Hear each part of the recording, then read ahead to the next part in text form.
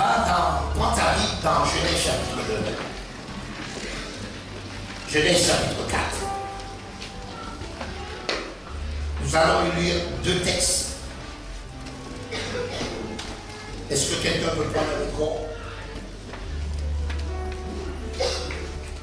Nous allons lire Genèse chapitre 4. On commence au verset 1er. Celui-là, au chapitre 1er, et on arrête avant le chapitre 5. Adam connut Ève, sa femme. Elle conçut et enfanta Caïn, et elle dit, j'ai acquis un homme de la part de l'Éternel. Elle enfanta encore son frère Abel. Abel fut berger et Caïn fut laboureur. Au bout de quelques temps, Caïn fit à l'Éternel une offrande des fruits de la terre. Abel de son côté en fit une des premiers-nés de son troupeau et de leur graisse. L'Éternel porta un regard favorable sur Abel et sur son offrande. Mais il ne porta pas un regard favorable sur Caïn et sur son offrande. Caïn fut très irrité et son visage fut abattu. Alléluia. Et l'Éternel dit à Caïn, pourquoi es-tu irrité et pourquoi ton visage est-il abattu? Certainement, si tu agis bien, tu relèveras ton visage, et si tu agis mal, le péché se couche à ta porte. Et ses désirs se portent vers toi, mais toi, domine sur lui. Amen. Amen. Amen. Tu prends maintenant Luc chapitre 15 et tu commences au verset 11 et tu finis au verset 32.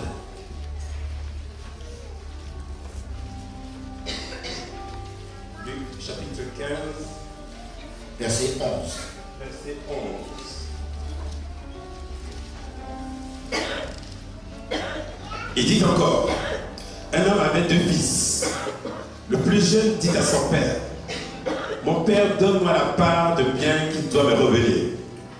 Et le père leur partagea son bien. Peu de jours après, le plus jeune fils, ayant tout ramassé, partit pour un pays éloigné, où il dissipa son bien en vivant dans la débauche. Lorsqu'il eut tout dépensé, une grande famine survint dans ce pays, et il commença à se trouver dans le besoin. Il alla se mettre au service des habitants du pays, qu'il envoya dans ses champs garder les pourceaux. Il aurait bien voulu se rassasier des courages, des carouges que mangeaient les pourceaux, les personnes ne lui en donnaient. Étant rentré en lui-même, il dit, combien d'ouvriers chez mon père ont du pain en abondance, et moi ici je meurs de faim.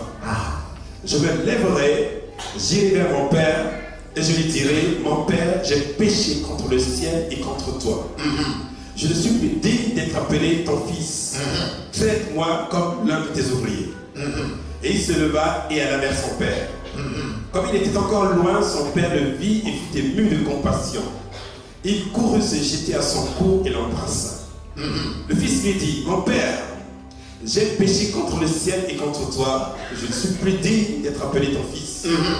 Mais le père dit à ses serviteurs, apportez vite la plus belle robe et revêtez-le. Mettez-lui un anneau au doigt et des souliers aux pieds. Amenez le veau gras et tuez-le. Mangeons et réjouissons-nous. Car mon fils que voici était mort et il est revenu à la vie. Il était perdu et il est retrouvé. Et ils commencèrent à se réjouir.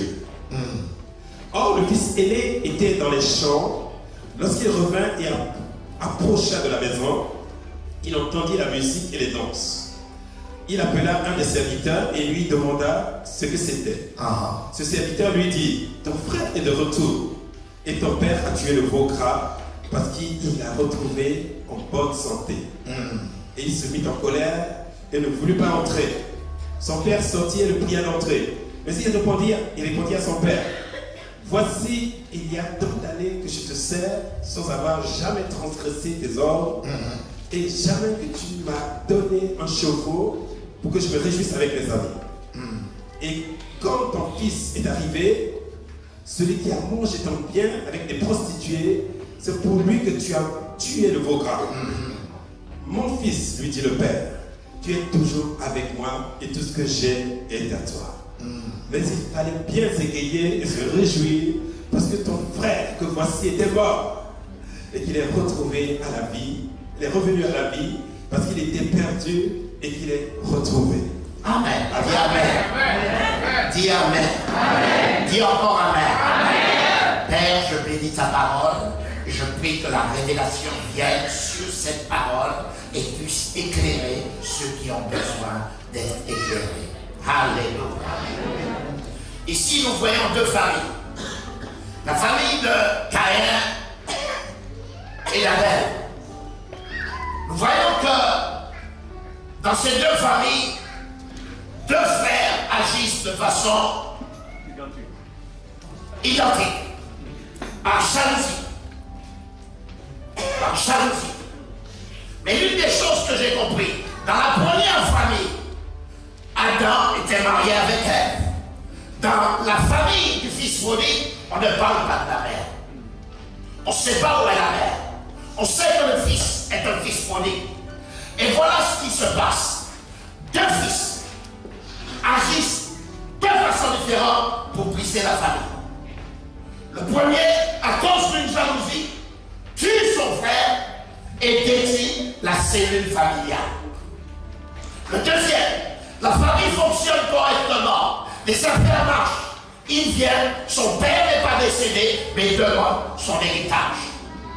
Deux grands problèmes liés à l'égoïsme, liés au moi, liés au je, liés à cette catégorie de choses qui détruit le corps de Christ aujourd'hui. Deux familles détruites par des comportements de personnes irresponsables. Dieu a bâti la famille. La cellule familiale, c'est Dieu qui l'a bâtie. Parce que Dieu voudrait que l'Église, la famille, ressemble à ce qu'il y a au ciel. C'est pour ça qu'il a créé l'amour, l'harmonie qui doit régner dans la famille. Mais l'amour ne vient pas s'il n'y a pas action de quelqu'un. Si quelqu'un ne le déclenche pas, il ne viendra pas. Dieu a beau déverser l'amour, mais l'amour ne fonctionne que lorsque l'homme décide de mettre une action pour que l'amour vienne. Dis-moi alléluia. Dis-moi encore alléluia. Écoutez-moi. Adam a su enseigner sa famille. Je le crois très clairement. Par rapport au fait que dans la famille de Adam, on pouvait donner des offrandes à Dieu. Il a enseigné ses enfants comment adorer Dieu. Et c'est pour ça que lorsque Caïn et Abel deviennent plus grands, ils vont adorer Dieu. L'un était cultivateur, l'autre était berger. Et il y a une différence. Lorsque tu es agriculteur, tu dois avoir de la patience. Parce que ce que tu plantes, tu ne peux pas l'avoir le lendemain. Lorsque tu es éleveur, tu ne peux pas avoir des petits veaux ou des petits agneaux. Tu dois attendre qu'ils grandissent. Cela développe chez toi de la patience. Tout homme qui veut voir un changement doit être patient. Est-ce que quelqu'un me comprend? Parce que Dieu lui-même a été patient avec toi qui es assis ici. Il a fallu de la patience à Dieu pour t'amener au niveau que tu es. Et toi, tu dois avoir de la patience lorsque Dieu est dans le processus de faire changer quelque chose, d'amener quelque chose à la transformation. Alléluia. Le fils prodigue n'a pas été patient. Il a voulu prématurément faire des actions qui ont porté préjudice à son futur. Est-ce que quelqu'un me comprend? Il dit, chérie, si je prends de l'argent, si je m'en vais maintenant, je pourrais me bâtir mon bonheur. Mais ça ne s'est pas fait. Il a échoué jusqu'à aller manger avec les cochons. Écoutez-moi, soyez patient avec toute décision hâtive. Toute décision hâtive va t'amener à vérifier quel est l'état de l'enfer. Je vous dis une chose, la patience, c'est le fruit de l'esprit. Elle doit t'apprendre à attendre et à compter sur Dieu. Tu n'es pas porteur de solution.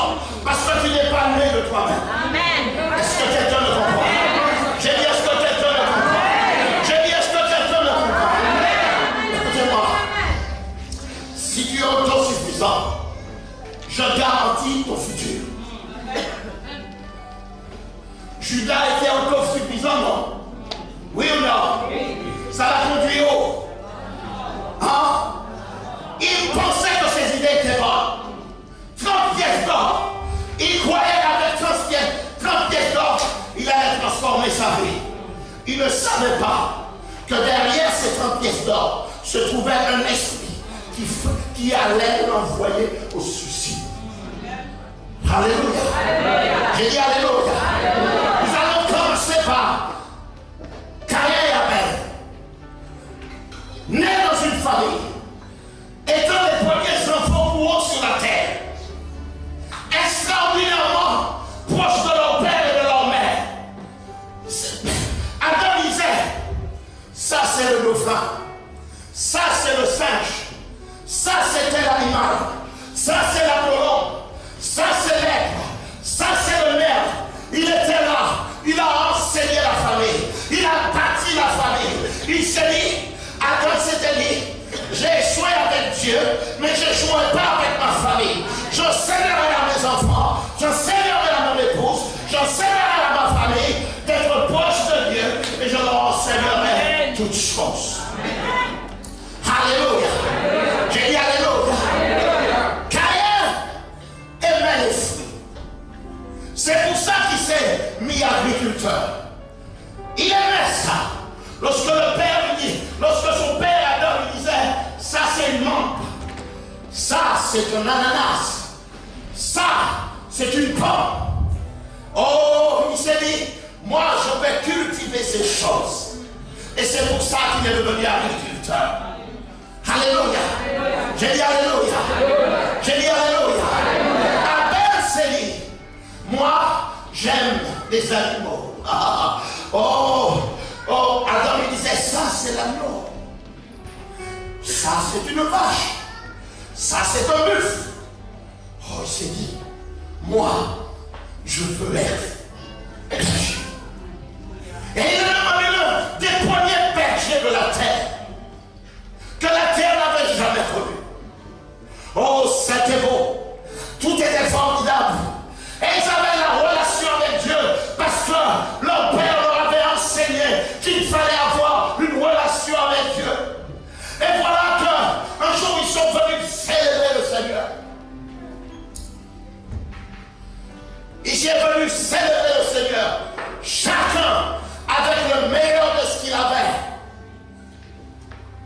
Ils vont vers Dieu et ils vont offrir cela au Seigneur. Et c'était formidable. C'était un temps d'adoration. Et Dieu jeta son regard. Et Caïn sut que le regard de Dieu était fixé sur les poignets que lui avait offert Abel. Et là, il dit, je n'accepte pas. J'ai travaillé dur. J'ai travaillé dur. Il ne s'est pas rappelé le temps de sa jeunesse, où il courait dans l'Éden avec son frère, où il sautait dans les 4 rivières. Il ne s'est pas rappelé de ça. Il s'est rappelé de lui-même. Pourquoi Dieu n'a pas jeté un regard sur moi? Mais dans son ignorance, il se fiait au regard de Dieu. Dieu avait apprécié l'offrande de son frère. Mais Dieu n'avait jamais dit que son offrande à lui n'était pas bonne.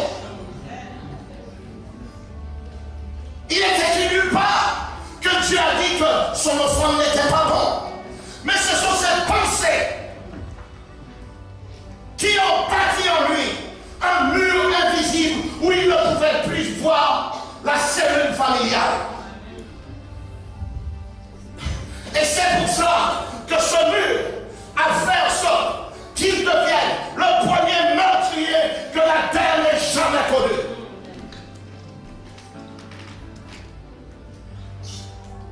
Ne deviens pas celui qui va produire un acte qui sera irréversible. Ne laisse pas tes pensées établir un ordre dans ta propre vie, te poussant à faire ce qui n'est pas en accord avec la parole. Est-ce que quelqu'un me comprend? Ne rentre pas chez Auchan en te disant Auchan est riche. Et si je prends ça, ils ne vont pas devenir pauvres. Tu es à l'encontre de la parole. Est-ce que quelqu'un me comprend? J'ai dit tu es à l'encontre de la parole. Ne va pas vers ton mari ou vers ta femme en lui disant des mots obscènes et en pensant que Dieu va être d'accord avec toi. Même si ton mari fait des fautes, même si ta femme fait des fautes, écoute-moi, Dieu est le seul à rétablir et à bâtir les choses. Est-ce que quelqu'un me comprend? On ne bâtit pas une famille sur l'argent. On ne bâtit pas une famille sur les méthodes. On bâtit les familles sur la parole de Dieu. J'ai dit sur la parole de Dieu. Si Dieu ne voulait pas bâtir les familles, il aurait fait de vous des homosexuels. Est-ce que quelqu'un m'en comprend? J'ai dit, est-ce que quelqu'un m'entend? Dieu n'aurait pas créé Adam et Ève, il aurait créé Adam et Ève. Adam et Ève n'auraient pas pu se multiplier. Est-ce que quelqu'un me comprend? C'est parce que Dieu est pour la famille qu'il a créé Adam et Ève. Alléluia. Je dis alléluia. Hier dans les rues de Paris, il y avait des chars avec la Gay Pride. Oh my God. Oh my God. Aujourd'hui, ça commence à devenir normal. Yves et Alain, ils vont ensemble. Mais parmi les deux, il y en a un qui est efféminé. Il y a un problème. Je dis, il y a un problème. Ne me dites pas que c'est normal. Si on vous dit le pasteur Chauveau a dit que c'est anti-biblique. J'ai dit anti-biblique. Alléluia. J'ai dit alléluia. Caïn, avec son esprit qu'il avait développé, on ne tue pas quelqu'un en un jour. On cultive la haine. La haine, écoutez-moi, commence à grandir à partir de ton sommeil. Tu commences à t'écarter et à avoir tes propres pensées. Et tes pensées commencent à dominer tes actes. C'est ce qui est arrivé à Judas. Faites attention. J'ai dit faites attention. Dis à ton voisin fais attention. Dis à ton voisin encore fais attention. Secoue-le du fais attention. Écoutez-moi. L'un des endroits où le diable attaque quelqu'un et s'impose, c'est au niveau de ta pensée. Est-ce que quelqu'un me comprend? Est-ce que quelqu'un me comprend? Dans le jardin, il avait séduit Ève. Et voilà qu'après ça, il manifeste sa présence sur le Fils. Et agit au niveau de sa pensée. Ce qu'il avait dit à sa mère, il a reproduit sur Caïn. Dieu a-t-il réellement dit? Et dans la pensée de Caïn, il dit à Caïn, Dieu n'aime pas ton offrande. C'est-à-dire, dans ce qu'il dit à Caïn, il amène Caïn à accuser Dieu.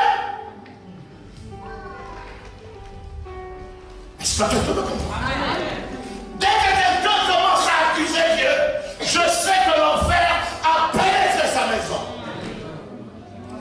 Est-ce que quelqu'un me comprend? Tu ne peux pas produire un acte anti-biblique en me disant que tu es rempli du Saint-Esprit. Non! Alléluia! Alléluia! Parce que quand tu es dirigé par le Saint-Esprit, il te conduira dans les vers.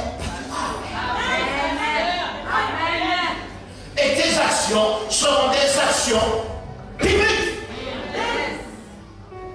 Jésus a dit, à ceci, on reconnaîtra que vous êtes mains ici à l'amour que vous avez entendu. Amen. Amen. Ne venez pas me dire autrement. Écoutez-moi, chaque chrétien doit être des observateurs. Chaque chrétien. Trop de chrétiens sont oisifs. pourquoi ils avalent. Mais ils se rendent compte de ce qu'ils ont avalé seulement quand ils vont aux toilettes. C'est-à-dire quelques semaines plus tard. Tu te rends compte de ce que tu as avalé. Tu dois tout sauver avant de l'avaler. Même tes pensées, tu dois les renouveler à la lecture de la parole de Dieu. Tu veux bâtir une famille forte? Bâtira selon les Écritures. Je dis selon les Écritures. Pas selon tes pensées. Est-ce que quelqu'un me comprend? J'ai dit, est-ce que quelqu'un me comprend? Le fils volé s'est séparé de son père et de sa mère à cause d'une pensée. Alléluia. Alléluia. Alléluia. Les gens quittent les églises à cause d'une pensée. Une pensée inspirée de l'enfer qui t'amène à produire des actes totalement débiles. Alléluia. Alléluia. J'ai dit alléluia. Alléluia. Dis avec moi, je vais bâtir une famille. Elle sera forte. Basée sur la parole. Alléluia. Je continue. Je vais lire. Est-ce que quelqu'un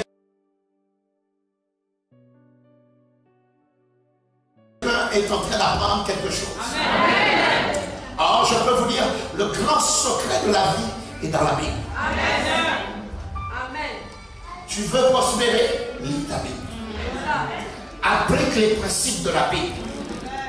Et tu vas voir. Amen. Je ne veux pas prêcher dans l'église de se marier. Parce que l'évangile n'a jamais été un prétexte pour prêcher aux gens de venir se marier. Non. Tu abandonnes la vie du monde et tu donnes ta vie à Jésus. Amen. Parce que tu veux une garantie d'aller au ciel. Amen. La Bible déclare que nul ne vient à moi que si le Père me l'attire vers moi. Alors tu acceptes Jésus, pas pour te marier, mais pour être sauvé. Amen. Dis alléluia. Alléluia. Dis alléluia. Alléluia. Dis alléluia. Alléluia. Tu ne viens pas à Jésus pour avoir une belle voiture. Non. On a corrompu l'évangile. Vous savez ça? Pierre était simplement en train de pécher. Et voilà que Jésus lui dit, suis-moi, je ferai de toi pécheur. Amen. Il n'y a pas dit, je ferai de toi millionnaire. Ou je ferai de toi quelqu'un qui roule en Mercedes. À l'époque, les Mercedes, ça pouvait être des chameaux ou les ânes. Il ne l'a pas dit ça. Viens à Jésus, donne ton cœur à Jésus. Amen. Et tu seras sauvé. Alléluia. Je dis alléluia. Le mariage, les voitures, la maison, les terrains, ça s'appelle les choses. Est-ce que quelqu'un le comprend? Amen. Mais quand tu as les choses, tu dois avoir l'intelligence pour gérer les choses.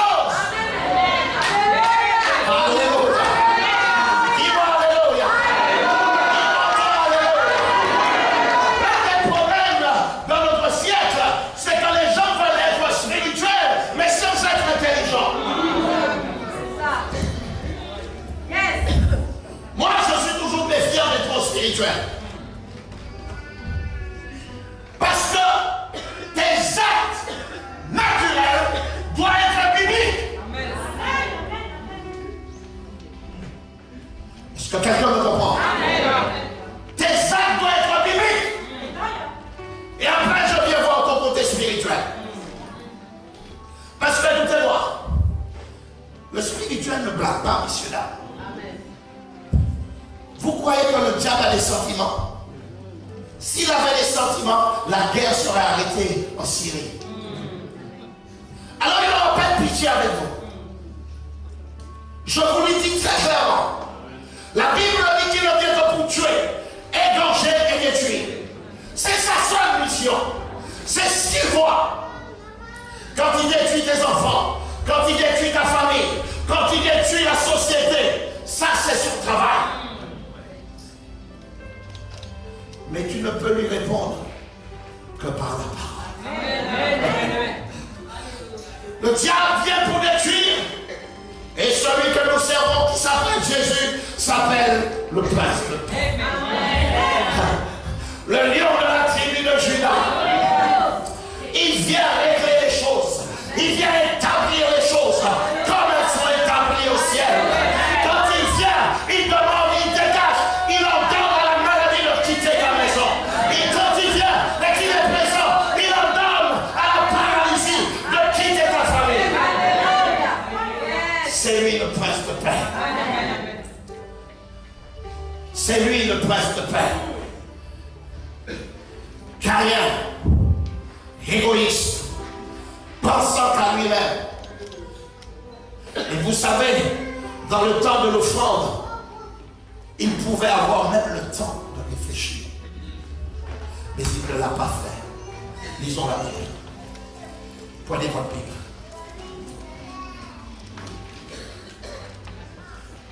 On prend à partir du verset 6.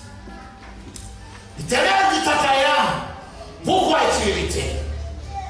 Pourquoi ton visage est-il abattu? Certainement, si tu agis bien, tu relèveras ton visage. Remarquez, mes chers frères et sœurs, que quand quelqu'un agit mal, il a toujours la tête baissée.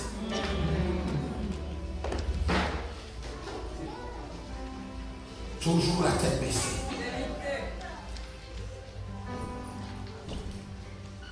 Et l'Éternel dit à Caïn, pourquoi es-tu irrité?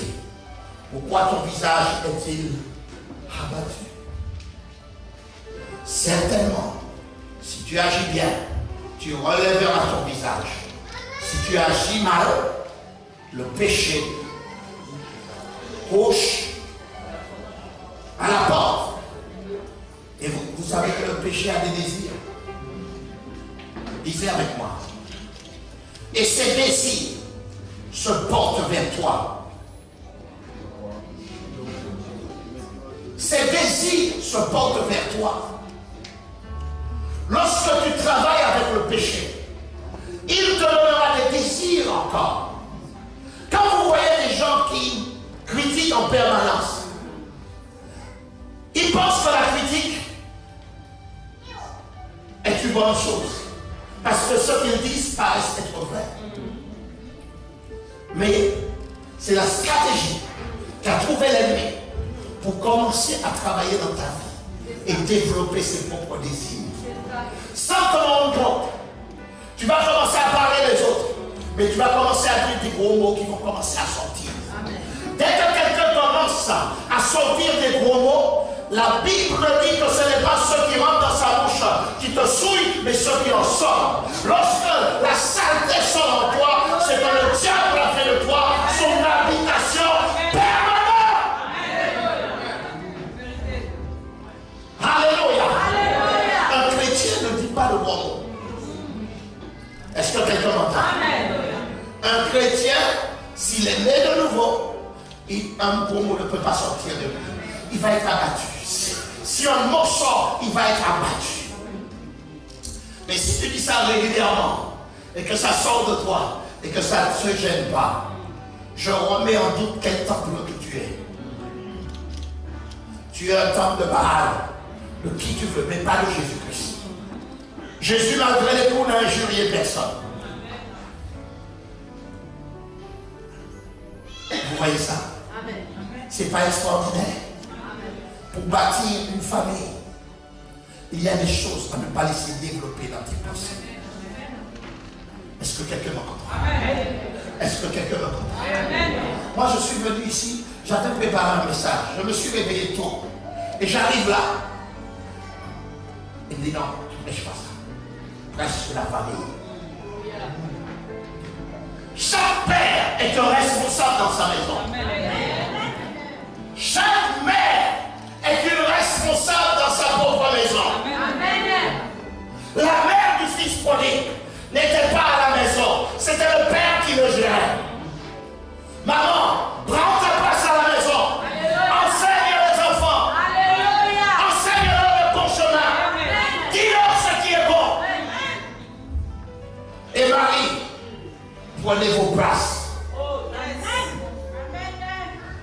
J'ai dit, Marie, prenez vos places. Habitez la maison par l'autorité. L'autorité, c'est pas dire fais ci, fais ça. L'autorité, c'est aimer d'abord. L'autorité, c'est d'être présent quand on a besoin de toi. Écoutez-moi. Toute personne qui favorise des divorces vient de l'enfer. Amen. Toute personne qui conseille à quelqu'un de divorcer, si tu conseilles à quelqu'un de divorcer, l'esprit du diable est sur toi. Est-ce que quelqu'un me comprend? Si quelqu'un vient te dire que ça va mal, encourage-le. Dis-lui, mon frère, ma soeur, on va prier. Mais si tu lui dis quitte-le, je remets en doute ta chrétienté. Est-ce que quelqu'un me comprend? J'ai dit, est-ce que quelqu'un me comprend? J'ai dit, dans la prière du juste a une très grande efficacité. Dieu est capable de réparer ce qui est cassé. Capable. J'ai vu des coureurs de jupons revenir à Jésus. Et aujourd'hui, ils servent en Dieu. J'ai vu des gens, même Caïn. Écoutez-moi. Caïn est un meurtrier, oui ou non? Et il a su bâtir une famille.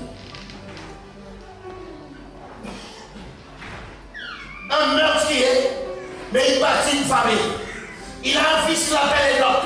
Après ça, il va y bâtir une ville. Et la ville, il donne à la ville le nom de son fils. Pourtant, c'est lui-même qui a tué son frère. Mes amis, revenons à Dieu avec les principes de Dieu. Est-ce que quelqu'un me comprend? Si quelque chose ne marche pas, je vous dis, la prière fonctionne. Est-ce que quelqu'un me comprend? Je dis, la prière fonctionne. La prière est capable de changer n'importe quelle situation parce que Dieu est sur son trône. Le Dieu que nous servons, s'il n'est pas capable de me faire vivre le bonheur sur la terre, il n'est pas Dieu. Alléluia. J'ai dit Alléluia. 27 ans que je vis avec cette belle femme. 27 ans. Si elle s'éloigne une heure, je suis mal.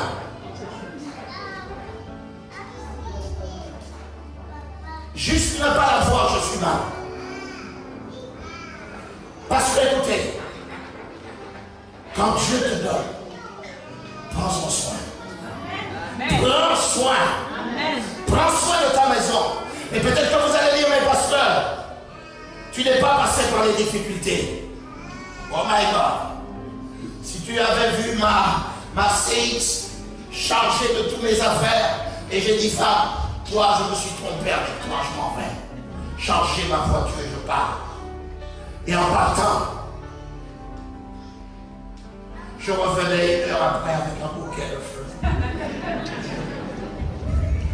Pardonne-moi. Vous comprenez? Et si j'avais écouté mes pensées, je serais parti loin et je vivrais l'enfer aujourd'hui. Parce que, écoutez-moi, avant d'arriver dans Canaan, il faut passer par le désert.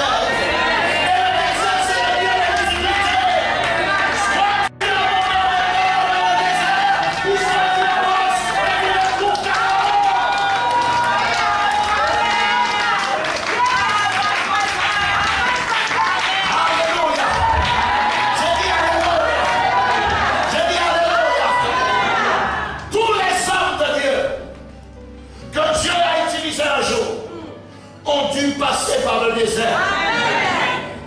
La preuve en est, mon Seigneur Jésus-Christ, avant de manifester l'onction, est resté 40 jours, 40 nuits dans le désert.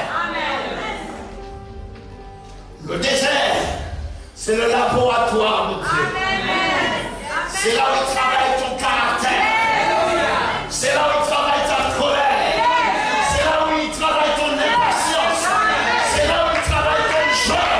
C'est là où il travaille ton roi. C'est là où il te travaille. C'est là où il te travaille.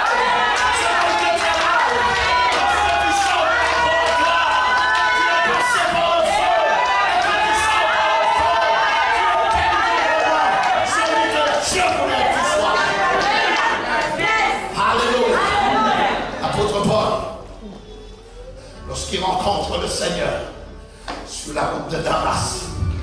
Saul s'appelait. C'était un gars très intelligent. Mais lorsqu'il rencontre notre Seigneur, il entend juste une voix. Saul, Saul, pourquoi me persécutes-tu? Tu es qui? Je suis Jésus de Nazareth que tu persécutes. Mais il persécutait l'Église. L'Église, c'était son corps. C'est pour ça qu'il a dit, Marie, aimez vos femmes comme Christ a aimé l'Église et s'est donné pour elle. Oh, on ne touche pas au corps comme cela. Comme cela. Parents, enseignez vos enfants.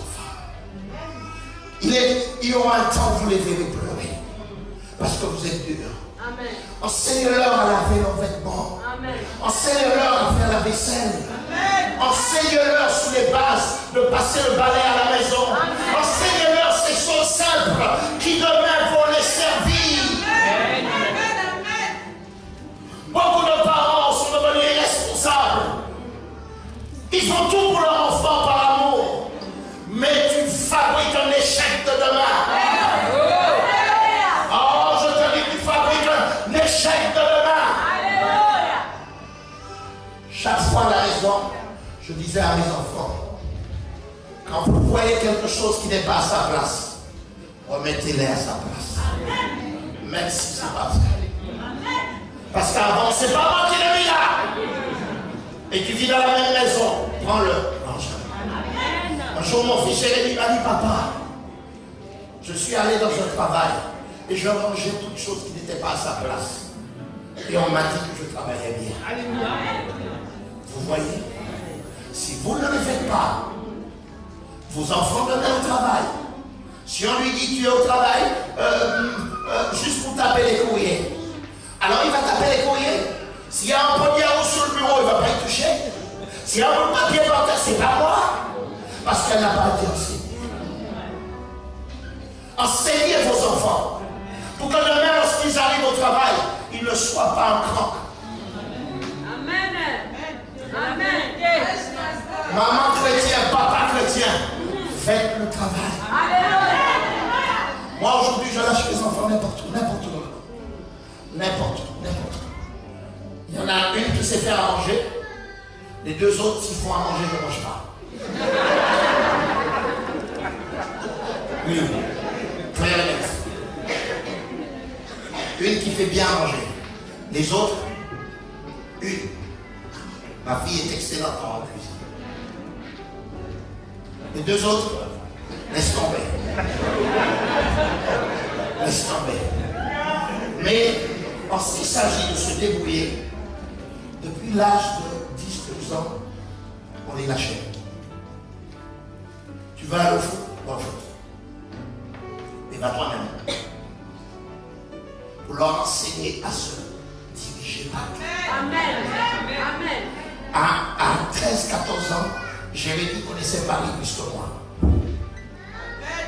Savait quel bus qu'il faut prendre, quel train qu'il faut, parce qu'il s'est égaré 2-3 fois. Et à cause du fait qu'il s'est égaré, il a appris comment se orienter. Amen. Vous comprenez? Amen. Alléluia.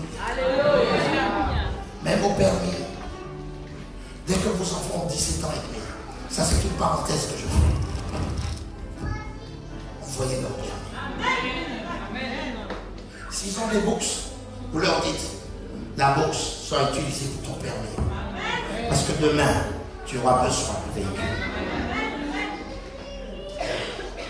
Prenez les choses en avant. Mettez, même si vous mettez 5 euros, quand ils ont 13 ans, 5 euros tous les jours, 5 euros par mois de côté. Lorsqu'ils auront 18 ans, vous aurez pratiquement la moitié de leur permis. Soyez stratégiques. Prenez soin de la famille de cette façon.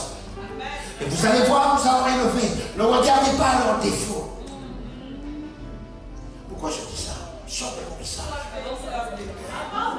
Et Jordan qui est là, je parle de mes enfants, je ne peux pas parler des enfants des autres. Lui, à l'école, on m'a appelé plusieurs fois, lui et ma maman, sa maman.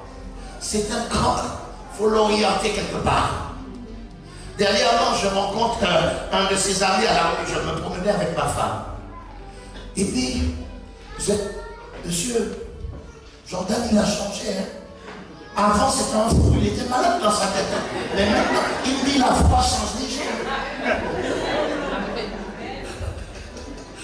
Et le professeur nous disait, c'est un cran, trouver un endroit pour l'orienter. N'écoutez pas le professeur. J'ai dit, n'écoutez pas le professeur. Continuez à prier pour vos enfants. Ce qu'eux, ils voient, vous, c'est pas ce que vous voyez. Et ce n'est pas la promesse que Dieu vous a faite. Il a dit, vous verrez les fils de vos fils dans votre maison. Ils seront comme des plants d'olivier dans votre maison. Écoutez-moi, si les autres échouent, vos enfants n'échoueront pas. Dis Alléluia. Dis encore Alléluia. Combien de fois j'ai eu honte devant les professeurs? Parce qu'au lieu d'aller chercher des bonnes notes, c'était, monsieur, vous savez, et vous aviez beau lui mettre des tacs dans la tronche. Et quand je l'attrapais, il serrait tous ses lèvres. Et puis le sang coulait de son nez.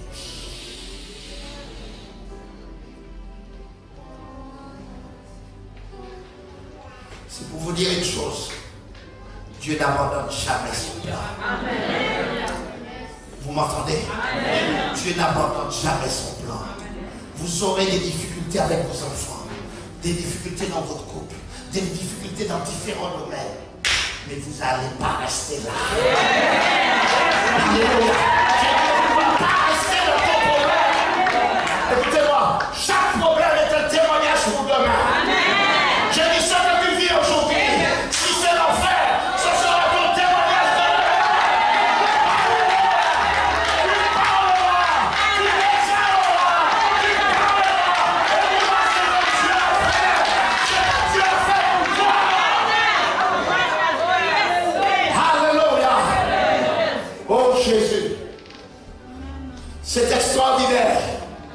C'est extraordinaire. Dieu va le faire pour toi. Décide de marcher sous les principes de la parole de Dieu. Rien n'est perdu. Dis à ton voisin, rien n'est perdu. Dis-leur encore, rien n'est perdu. Dis-leur encore, rien n'est perdu, voisin. Tu es capable de le rattraper, de le rebâtir. Quelque chose de glorieux. Avec la grâce de Dieu. Waouh. Waouh. Waouh. Le père du fils prodigue, lorsqu'il a entendu que son fils revenait, ne l'a pas rejeté. Il a dit, tu es nouveau. Faisons un festin. Invitons les voisins et qu'ils viennent célébrer. Mais le frère qui était resté à la maison, au lieu d'être content du retour de son autre frère, il regarde à lui-même. Vous savez ce qui tue les mariages, qui tue les familles? C'est les morts.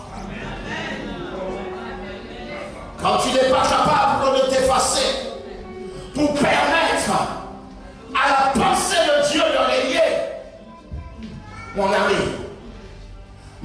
je parle au futur marié.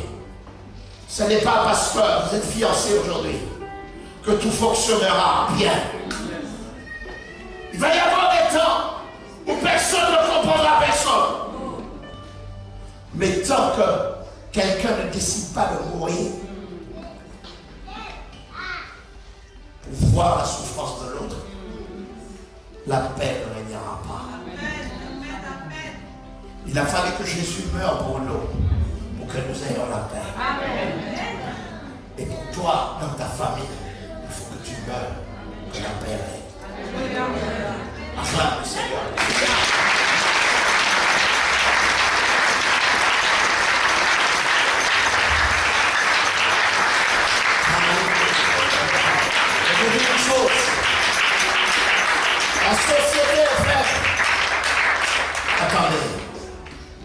société est devenue faible. Parce que la cellule familiale a été détruite.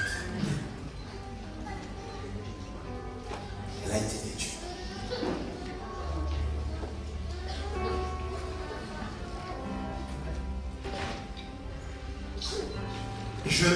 J'ai lu ce matin que l'Assemblée nationale a voté que toute action corporelle, toute correction corporelle sera jugée immédiatement. Tu ne pourras plus corriger tes enfants. Tu ne pourras plus. Tu vas aller au fond.